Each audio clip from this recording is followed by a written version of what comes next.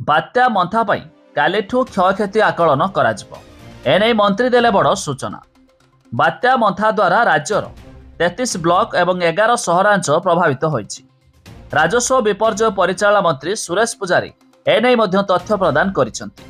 तेबे आसंतु संपूर्ण खबर जानिबा ता पूर्वरु वीडियो को लाइक करतु, सब्सक्राइब करनथिले एबे सब्सक्राइब करि पाखर थिबा घंटी चिन्ह को दबाइ दियंतु। आसंता काली ठारू अर्थात गुरुवार ठारू क्षयक्षति आकलन कराजियो बोली से मध्य कहिसेंति।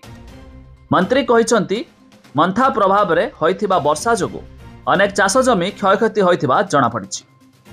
गजपति जिला गुसाणी नुआगां ब्लॉक रे सर्वाधिक 150 मिलीमीटर वर्षा रेकर्ड होइछि। राज्य रे 56 ब्लॉक रे 50 रु 100 मिलीमीटर वर्षा होइछि।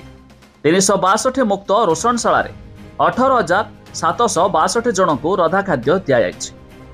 गुरुवार ठारू विभिन्न विभाग क्षयक्षति आकलन करिवे। किछि स्थान रे घर क्षयक्षति हेबार सूचना मिलिछि। रिपोर्ट आसिबा परे तुरंत सरकार क्षतिपूरण प्रदान करिवे। बात्या को दृष्टि रखी 19,000 लोकंकु निरापद स्थान स्थानांतर करा जायथिला। तबे 2198 आसन्न प्रसावंकु मध्य स्थानांतर करा जायथिला। तबे मिलुथिबा सूचना मुताबक आसंता कालिठू क्षयक्षति आकलन करा जिवो बात्या मंथा पई। तबे जेमानकर क्षयक्षति होइथिबो सेमानकु मध्य सरकार देबे सहायता।